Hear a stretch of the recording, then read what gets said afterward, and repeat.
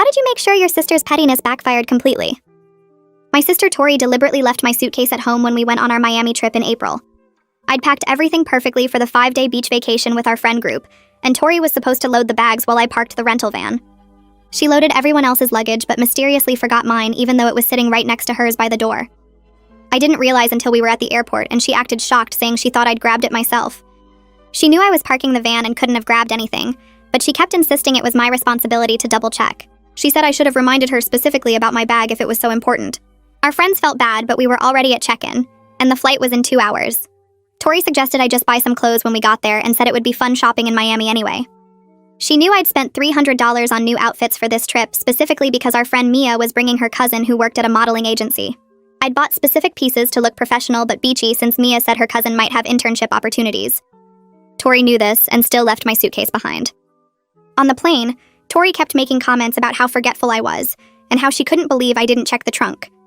She told our friends that I'd always been scattered and this was typical behavior for me. She said at least I'd learn a lesson about being more organized. Our friend Holly asked why Tori didn't notice my bright red suitcase was missing when she loaded everything else. Tori said she was focused on her own stuff and wasn't my keeper. She actually smirked when she said it. When we landed in Miami, Tori made a big show of lending me one of her cover-ups to wear from the airport. It was see-through and barely covered anything, but she said beggars can't be choosers. She told everyone we passed that her poor sister forgot her luggage and wasn't it generous that she was sharing? At the hotel, I asked Tori if I could borrow some clothes until I could buy new ones. She said she only packed enough for herself and didn't have extras. This was a lie because Tori always overpacks and brings double of everything. She said I could maybe borrow one outfit for dinner, but it would be the one she picked. She chose her ugliest dress that was 2 sizes too big and made me look like I was wearing a tent. During dinner, Mia's cousin Alex arrived and Tori immediately started telling her how I'd stupidly left my suitcase at home. She said I was always doing things like this and she constantly had to take care of me. Alex looked uncomfortable and said these things happen to everyone. Tori laughed and said not to everyone, just to people who don't pay attention. That night I discovered why Tori had done this. She'd been talking to Alex online for weeks trying to get an internship at her agency. She didn't want competition from me, so she sabotaged my appearance for the trip. She figured if I looked messy and disorganized, Alex wouldn't take me seriously as a candidate. She even told our friend Jenna that she needed this opportunity more than I did because she actually had talent. The next morning, I went shopping, but Tori had another surprise. She'd borrowed my credit card from my wallet while I was sleeping and maxed it out buying herself designer swimsuits and shoes. When I tried to buy clothes, my card was declined. Tori said she thought I'd said she could use it and offered to lend me $50 for the inconvenience. $50 in Miami bought me one cheap sundress from a tourist shop. That's when I decided Tori needed to learn what it felt like to be sabotaged. I started by borrowing Tori's phone while she was in the shower and sending a message to Alex from Tori's account. The message said that Tori thought Alex's agency was a stepping stone, and she was only interested in using the connection to get to bigger agencies. I wrote that Tori had called the agency small time compared to where she really wanted to work. Then I deleted the message from Tori's sent folder. Next, I took all of Tori's carefully planned outfits and mixed them up. She had everything organized by day, an activity with shoes and accessories matched. I put Monday's top with Thursday's bottom, mixed all the shoes in different bags, and tangled her jewelry together. When she got dressed, nothing matched and she couldn't find complete outfits. She looked ridiculous in mismatched patterns and wrong shoes. While Tori was frantically trying to fix her outfits, I had a conversation with Alex about my situation. I explained how my sister had deliberately left my luggage and maxed out my credit card because she was threatened by competition. Alex was appalled and said that kind of behavior showed terrible character. She said she could never work with someone who sabotaged family members for personal gain. At the beach photo shoot that Mia had arranged, Tori showed up in clashing colors because she couldn't find her matching pieces. She stood there under the bright Miami sun looking like someone who got dressed in the dark, and I had to bite my lip to keep from smiling.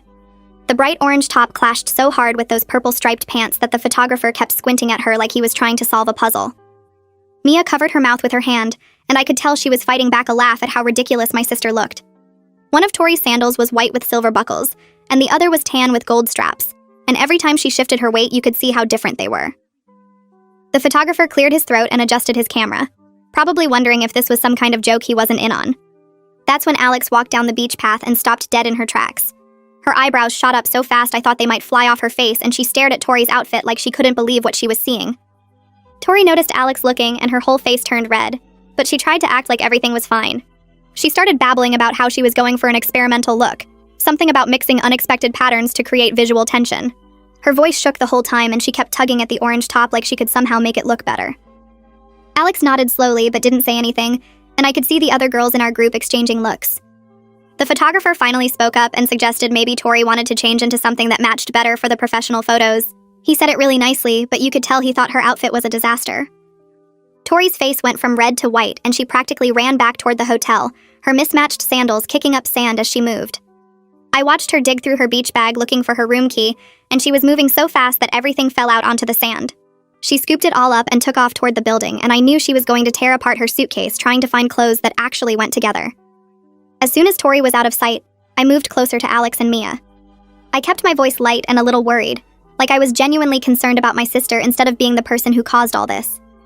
I mentioned that Tori had been acting really strange this whole trip, doing things that weren't like her at all. Alex turned to look at me, and I made sure my face showed nothing but sisterly concern. Mia nodded and said she'd noticed Tori seemed stressed, and I agreed that something was definitely off with her lately. Alex asked me directly what happened with my luggage situation. I took a breath and told her the truth about how Tori was supposed to load all the bags, but somehow forgot mine even though it was sitting right next to hers. I explained how Tori knew I was parking the van and couldn't have grabbed it myself, and how she kept insisting it was my fault for not double-checking. Holly and Jenna had moved closer to listen, and they looked at each other when I mentioned the credit card thing. Jenna's eyes got really wide, and Holly shook her head slightly, and I could tell they were starting to see a pattern in Tori's behavior. I didn't have to make myself sound like a victim, because the facts did that on their own. Tori came back about 15 minutes later wearing a navy blue sundress that actually looked decent. Her hair was messy from running and changing so fast, and she had this angry energy radiating off her that made everyone step back a little. She looked right at me with this expression that could have melted steel, and I knew in that moment she'd figured out I was the one who mixed up her clothes. She didn't say anything, but her jaw was clenched, so tight I thought her teeth might crack. The photographer tried to get everyone positioned for the group shots, but Tori kept standing as far from me as possible. The rest of the photo shoot was painful to watch. Tori couldn't relax no matter how many times the photographer told her to smile naturally and have fun. She looked stiff in every single picture, her shoulders up by her ears and her smile not reaching her eyes at all. The photographer kept trying different poses and angles, asking her to think about something that made her happy, but nothing worked. You could see the anger and embarrassment all over her face, and I started to feel a tiny bit bad about what I'd done. Just a tiny bit, though, because she'd left my entire suitcase at home on purpose. After we finished taking pictures, our whole group walked to this beachfront restaurant for lunch. The place had tables right on the sand with big umbrellas and a view of the ocean. Tori made sure to sit at the complete opposite end of the table from me, squeezing in between Jenna and one of the other girls. She kept leaning over to whisper things to Jenna, and I could see Jenna's face getting more and more uncomfortable with whatever Tori was saying. Jenna kept glancing at me and then back at Tori, like she didn't know what to believe anymore. We'd barely ordered our food when Alex touched my arm and asked if she could talk to me privately for a minute. My stomach dropped so fast it felt like I was on a roller coaster, and my hands got sweaty as I followed her away from the table. We walked over to the railing that separated the restaurant from the beach, and Alex had this serious look on her face. She said she'd gotten a really strange message from Tori last night, and I had to focus on keeping my breathing normal. This was happening way sooner than I expected, and I hadn't prepared what I was going to say. I made my eyes go wide and asked what the message said, trying to sound confused and concerned. Alex pulled out her phone and showed me the screen, explaining that Tori had apparently called her agency small time and said she was only using the connection as a stepping stone. She said Tori wrote that she wanted to get to bigger agencies, and this was just a starting point. I stared at the message and felt my face get hot, knowing I was the one who'd written those words pretending to be my sister. Alex paused and studied my face for a long second, like she was trying to figure out if I was telling the truth or hiding something from her. She said the message didn't really sound like the Tori she'd been talking to online for the past few weeks, and that Tori had always seemed so professional and excited about the agency and all their other conversations. I could feel my heart beating faster because Alex was basically giving me a chance to admit what I'd done, but I was already too far into this revenge plan to back out now. I forced myself to shrug and suggested that maybe Tori had been drinking when she sent it. You know how people text stupid things when they're drunk. Alex didn't look totally convinced, but she nodded slowly and said that was possible, though it still seemed weird that Tori would say those specific things about the agency. I kept my face as neutral as possible even though my hands were shaking a little bit, and I told Alex that my sister could be really competitive and sometimes said things she didn't mean when she felt threatened. Alex opened her mouth to respond, but then her eyes shifted to something behind me and her expression changed. I turned around and saw Tori walking toward us with this look on her face that made my stomach drop. She came right up to where we were standing and demanded to know what Alex and I were talking about in private. Her voice was loud enough that some of the other people at nearby tables turned to look at us, and I could see Mia and Holly glancing over from where they were sitting. I tried to say it was nothing important, but Tori cut me off and said she knew we were talking about her. She asked Alex directly what I'd been saying and crossed her arms over her chest in this defensive way. Alex looked uncomfortable with how aggressive Tori was being, and honestly, it made my sister look paranoid and guilty, even though I was the one who'd actually done something wrong. Tori kept pushing and asking what we'd been discussing, and her voice got louder with each question. I almost felt bad about how this was playing out because Tori's reaction was making her look worse. But then I remembered the suitcase and the credit card, and the feeling went away pretty fast. Alex held up her phone and showed Tori the screen with the message on it. She asked Tori if she'd sent this last night, and I watched my sister's face go completely white like all the blood had drained out of it. Tori stared at the phone for what felt like forever, her eyes moving back and forth as she read the words I'd written pretending to be her. She started shaking her head and saying she never sent that message, her voice getting higher and more panicked. She insisted someone must have gotten into her phone and sent it without her knowing, and then she looked directly at me with so much anger in her eyes that I had to look away.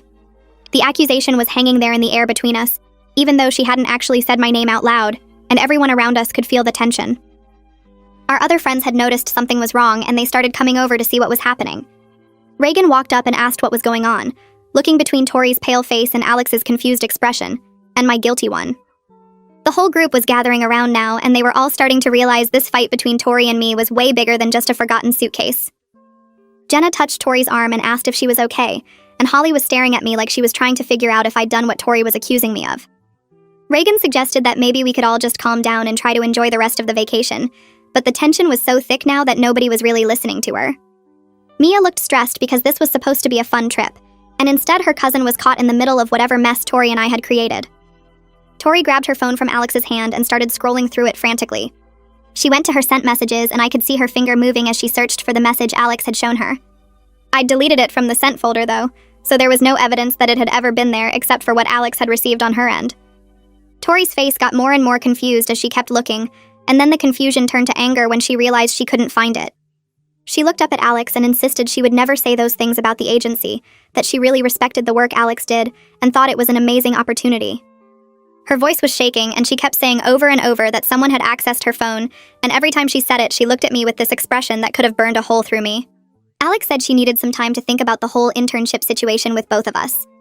She told Tori and me that she'd talk to us later after she had a chance to process everything that had happened. Then she walked away from the table and headed toward the beach, leaving all of us standing there in this awful silence. I watched her go and suddenly realized that my revenge plan might have messed things up for me too, not just for Tori.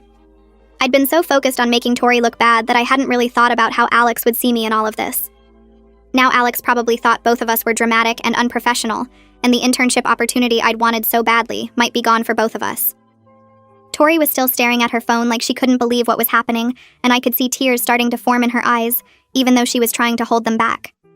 The rest of the lunch was super awkward, and nobody really knew what to say. We all went back to the hotel after eating, and I went straight to my room hoping to avoid Tori for a while. I'd barely closed the door when I heard footsteps in the hallway outside, and then someone was pounding on my door so hard I thought they might break it. I knew it was Tori before I even opened it, and when I did, she pushed past me into the room. She spun around and accused me of sending that fake message to Alex from her phone, her voice shaking with anger. I tried to deny it and told her I didn't know what she was talking about, but my acting wasn't nearly as good as I thought it would be. I could feel the guilt written all over my face, and Tori could see it too, and she knew in that moment that I'd done exactly what she was accusing me of. Tori started screaming that I was just as manipulative as she was, and the worst part was that she was completely right. I wanted to stay calm, but I was too angry to keep quiet, so I started yelling back about how she'd deliberately left my suitcase at home and stolen my credit card. I brought up every single thing she'd done to sabotage me on this trip, and she fired back with her own list of complaints about me. We were both screaming at each other in the hotel hallway, our voices echoing off the walls, and neither of us cared that we were making a scene. She called me petty and vindictive, and I called her jealous and manipulative, and the fight just kept getting louder and more intense. I could hear doors opening down the hallway as other guests came out to see what the noise was about, but we were too caught up in our anger to stop. 2 security guards in hotel uniforms came around the corner and told us we needed to quiet down immediately. One of them said they'd received multiple complaints about the noise, and if we couldn't keep it down, they'd have to move one of us to a different room. Tori and I both shut up right away, standing there glaring at each other and breathing hard from all the yelling. The security guards waited to make sure we were actually going to stay quiet, and then they walked away after giving us a warning. As soon as they were gone, Tori turned and went into her own room, slamming the door so hard that the walls shook. I went back into my room and sat on the bed, suddenly realizing that our friends had probably heard every single word of that fight through these thin hotel walls. They knew now that I'd sent the fake message and that Tori had left my luggage on purpose, and they'd heard both of us screaming horrible things at each other. That night, we all met for dinner at a restaurant near the hotel, and the whole group was so awkward and quiet that it was painful. Nobody seemed to know what to say or where to look, and the usual jokes and laughter were completely gone. Mia kept glancing between Tori and me with this disappointed expression on her face, like she couldn't believe we'd let things get this bad. I felt genuinely terrible about dragging everyone into our toxic sister drama and ruining what was supposed to be a fun vacation for the whole group. Tori sat at the opposite end of the table and wouldn't even look in my direction, and I could see that some of our friends were trying to decide whose side to take. The food came and we all ate in near silence, and I kept thinking about how this trip had turned into a complete disaster because Tori and I couldn't stop trying to hurt each other. Fiona tried to cheer everyone up by suggesting we go dancing at one of the Miami clubs she'd read about online. She pulled up pictures on her phone showing the neon lights and crowded dance floor, but nobody responded with any real interest. Mia said she was too tired, and Reagan just shook her head without even looking at the photos. The silence that followed Fiona's suggestion felt heavy and uncomfortable, and I watched her put her phone away with this defeated expression on her face. This trip was supposed to be about having fun together and making memories, but instead, Tori and I had turned it into 5 days of fighting and revenge that nobody wanted to be part of.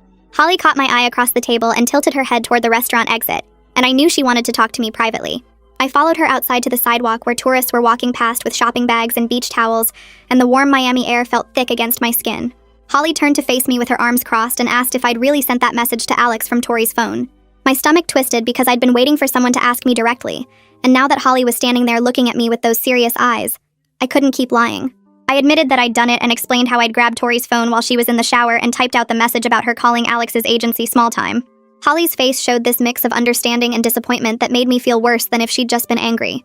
She said she got why I did it after everything Tori had done to me, but sending a fake message was still wrong no matter how justified I felt. I tried to explain how angry I'd been about the suitcase and the credit card, but Holly cut me off and said she already knew about all of that. She told me something I hadn't known, which was that Tori had been talking badly about me to the friend group for months before this trip even happened. Holly said Tori would make comments about how I was always trying to compete with her, and how I thought I was better than everyone else. She said Tori acted like she had to constantly take care of me and clean up my mistakes, which was completely backwards from reality. Hearing this made me feel validated because it proved Tori had been sabotaging me all along, but it also made me sad that I hadn't noticed my own sister undermining me to our friends. I asked Holly why she never told me about Tori's comments, and she said she'd thought it was just normal sister stuff and didn't realize how toxic it actually was. I looked down at my sandals and asked Holly if she thought I should come clean to Alex about the fake message. Holly was quiet for a moment and then said that decision was up to me. But either way, I needed to accept that my revenge had made me look just as bad as Tori. She said both of us were acting terrible, and the whole friend group was uncomfortable watching us destroy each other. I went back to my hotel room that night feeling sick about everything that had happened. The next morning, I woke up with this heavy feeling in my chest, like something was sitting on top of me. Sunlight was coming through the curtains and I could hear people laughing by the pool outside, but I just lay there thinking about how I'd become exactly the kind of person I hated. I'd wanted Tori to face consequences for sabotaging me, but instead I'd turned into someone who lies and manipulates and hurts people on purpose. The worst part was knowing that Alex was right to turn down both of us for internships because we'd both shown we couldn't be trusted. I got dressed slowly and headed down to breakfast at the hotel restaurant, dreading having to face everyone after yesterday's disaster. Kiana was already sitting at a table with her coffee and waved me over when she saw me. I sat down across from her and she got straight to the point, saying she'd noticed both Tori and I had been acting terrible this whole trip. She didn't pick sides or try to defend either of us, just made it clear that we were both responsible for ruining the group dynamic that was supposed to make this vacation fun. Kiana said she'd come on this trip to relax and enjoy time with friends, not to watch two sisters try to destroy each other in increasingly creative ways. I looked around the restaurant and spotted Tori sitting at a different table with Jenna, and I could see that Tori was crying. Her shoulders were shaking and Jenna had her arm around her, and part of me felt satisfied seeing Tori upset after everything she'd done. But a bigger part of me felt guilty for taking things this far, because watching my sister cry across a restaurant made me realize how much damage we'd both caused. Sterling walked over to my table and pulled out a chair, sitting down with this serious expression I'd never seen on him before.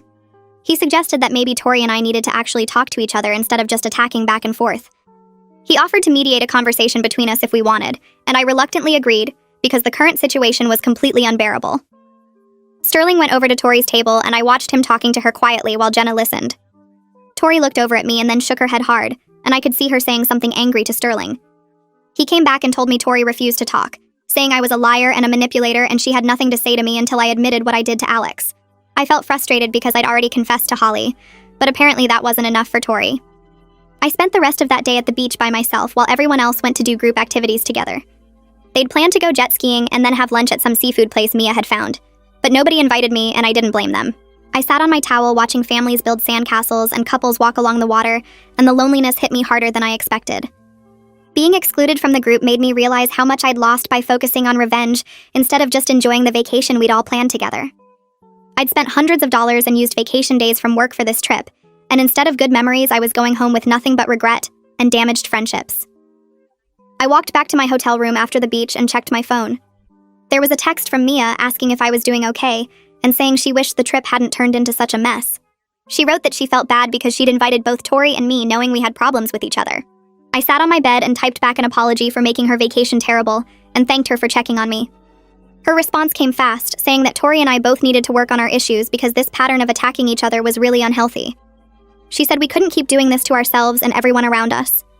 I knew she was right, but I didn't know how to fix things when Tori still hadn't admitted what she did with my luggage and credit card. The sun was setting outside my window, and I felt completely alone in this hotel room, while everyone else was probably having fun together somewhere. I changed into the cheap sundress I'd bought and brushed my hair trying to look decent, even though I felt like garbage inside. Someone knocked on my door around 7, and when I opened it, Alex was standing there asking if we could talk privately on the balcony. My stomach twisted because I knew this conversation was coming, and I had to choose whether to keep lying or tell the truth. We walked to the balcony at the end of the hallway where you could see the ocean and the Miami skyline lit up. Alex leaned against the railing and looked at me with this serious expression that made my hands shake. She said she'd been thinking about everything that happened, and something about the whole situation didn't make sense to her. Then she asked me straight out if I'd sent that message from Tori's phone, and I could tell from her eyes that she already knew the answer. My throat felt tight and I tried to think of another lie, but I couldn't do it anymore. I started crying and admitted everything, including the fake message and mixing up all of Tori's outfits. The words came out fast as I tried to explain about the luggage being left behind on purpose, and Tori maxing out my credit card while I was sleeping. I told Alex how Tori had sabotaged me because she didn't want competition for the internship, and how I just wanted her to feel what it was like to be treated that way. Alex listened without interrupting, and her face stayed calm even though I was falling apart. When I finished talking, she was quiet for a minute, looking out at the ocean. Then she said she appreciated me being honest now, but the fact that I was willing to sabotage my own sister for an internship showed I had bad character. She told me she couldn't offer opportunities to either of us because we'd both shown we couldn't be trusted to act professionally.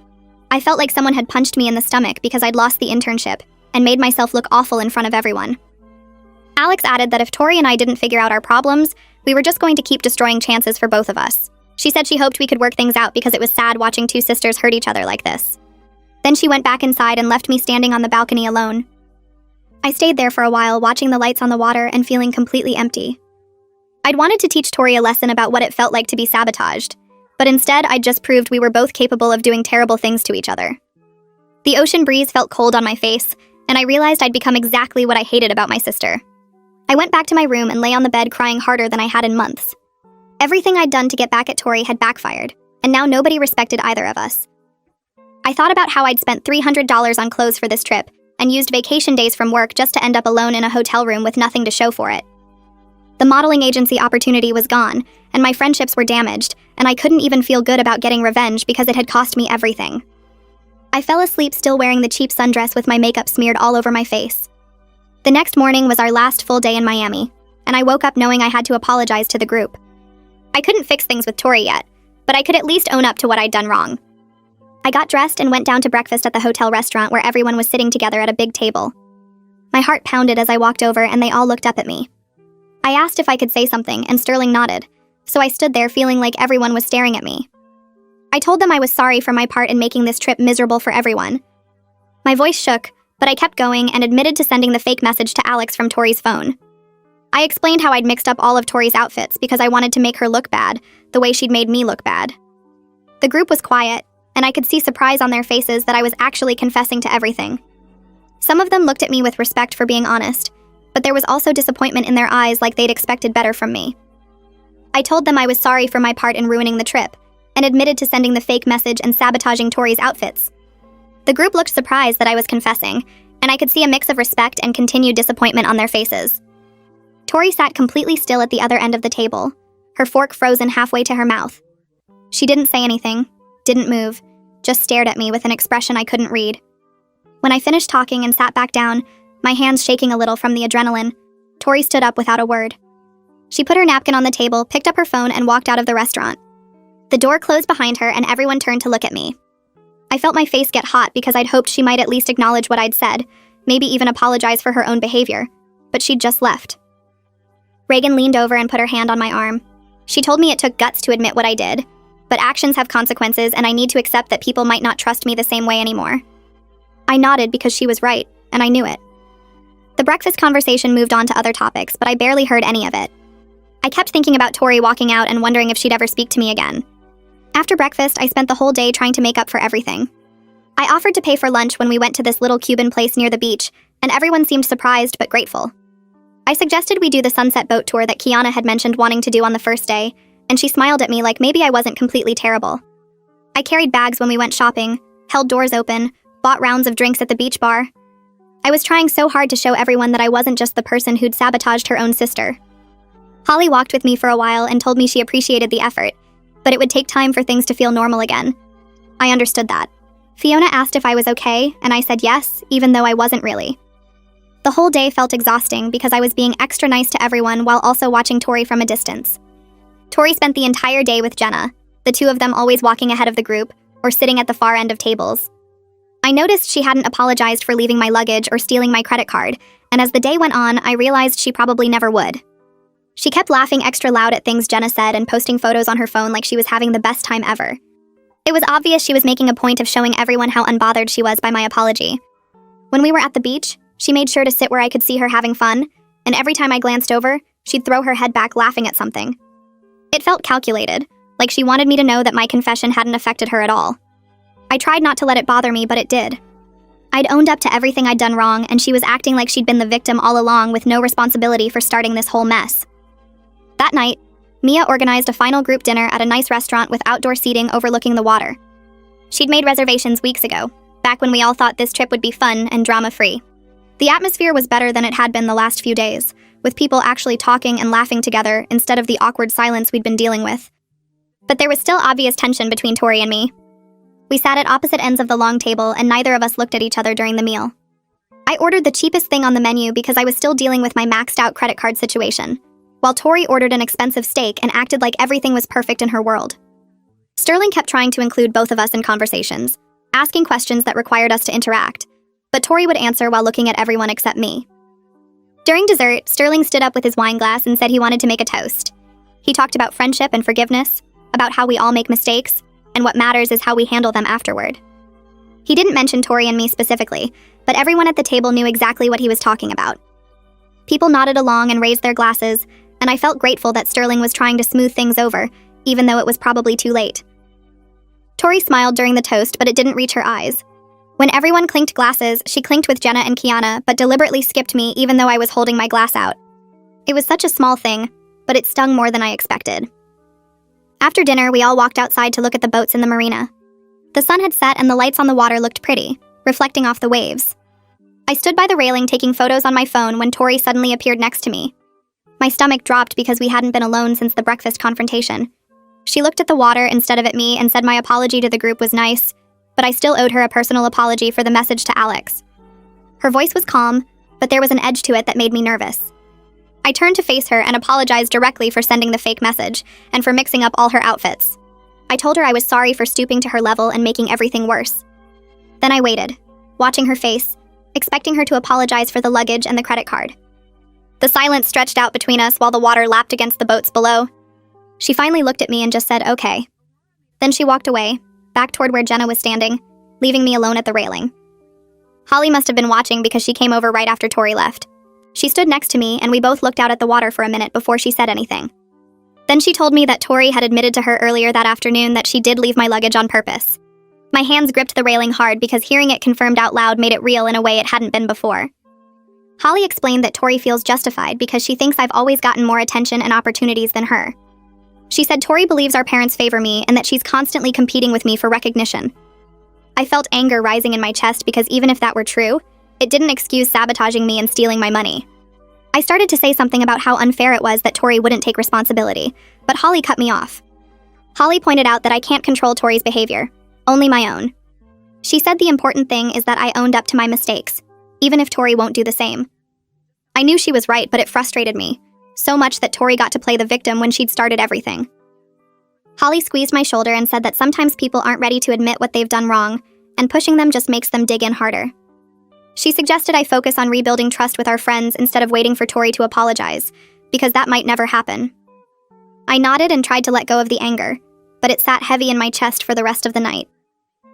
When we all headed back to the hotel, Tori walked ahead with Jenna, and I walked behind with Holly and Mia, and the distance between us felt bigger than it had been at the start of the trip.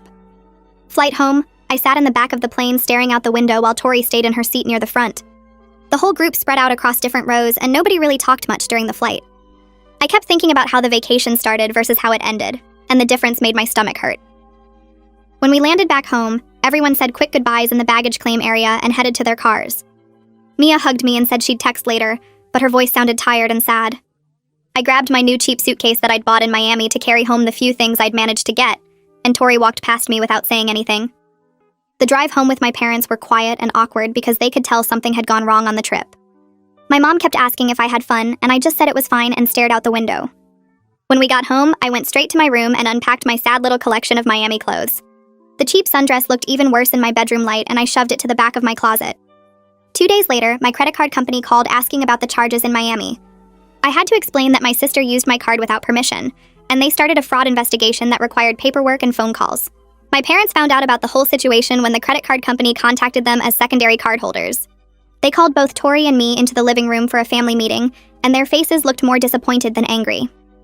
My dad asked us to explain what happened on the trip, and both Tori and I started talking at once, trying to blame each other. Mom held up her hand and said we'd each get a turn to speak without interrupting. I went first and told them about the luggage, the credit card, and how Tori had sabotaged me because she wanted the internship with Alex. Then Tori explained her side, admitting she left my luggage on purpose but saying I deserved it because I always got more attention and opportunities. She also admitted to using my credit card but claimed she thought I'd said it was okay. My parents sat quietly through both explanations, and when we finished, Dad said we needed professional help to work through our issues. He scheduled family therapy sessions for us, and neither Tori nor I could argue because we'd both acted terribly. The first therapy session happened the following week in a small office with beige walls and uncomfortable chairs. The therapist was a middle-aged woman who asked us to explain our relationship, and both Tori and I struggled to find positive things to say. We spent most of that first session just listing complaints about each other while the therapist took notes. She said our competitive dynamic had been building for years and wouldn't fix itself overnight. Over the next few months, we had weekly sessions where the therapist helped us understand why we kept trying to hurt each other. Tori admitted she'd always felt like I was the favorite child, and that our parents praised me more for everything I did. I explained that I never knew she felt that way, and thought she was the confident one who didn't care what anyone thought. The therapist pointed out that we'd been so focused on competing that we never actually talked to each other about our feelings. The credit card situation got resolved when the company ruled in my favor and made Tori pay back the money. She was furious about having to set up a payment plan, but she did it without fighting. 3 months after Miami, things between us were better, but still weird. We could be in the same room without fighting, and we even had a few normal conversations about random stuff like TV shows. Then Mia sent out invitations to her birthday party in July, and both Tori and I got invited. I almost didn't go because I worried it would be awkward with the whole friend group, but Holly texted saying everyone wanted to see me. The party was at Mia's house with decorations in the backyard and a table full of food. I showed up a little late because I was nervous, and when I walked into the backyard, I saw Tori already there talking to Jenna. Our eyes met across the yard, and we both gave each other small nods before looking away. The party felt surprisingly normal as people talked and laughed like the Miami trip hadn't happened. Holly came over to me while I was getting punched and said she was proud of how I'd handled everything. She mentioned that going to therapy showed real growth, and she was glad we were still friends. Her words made me feel less anxious about being there. Later in the evening, Tori and I ended up standing next to each other by the food table. Neither of us said anything for a minute, just pretending to look at the snacks. Then Tori quietly said, maybe we should try to stop competing over every single thing in our lives. I agreed and said we probably wouldn't ever be super close sisters, but we could at least stop trying to destroy each other. She nodded and grabbed a cookie, and we stood there eating in silence for a moment before other people joined us. As I drove home that night, I kept thinking about the Miami trip and everything that happened after. The revenge I'd planned felt good for about 5 minutes, but then it just made everything worse for everyone. I'd become exactly like Tori, doing the same sneaky, mean things she'd done to me, and it didn't fix anything or make me feel better. Both of us were working on being less terrible to each other in therapy, and while our relationship was still complicated and probably always would be, at least we were moving forward instead of constantly tearing each other down. The Miami trip taught me that becoming like the person who hurt you just means everyone loses, and sometimes the best revenge is just being better than that.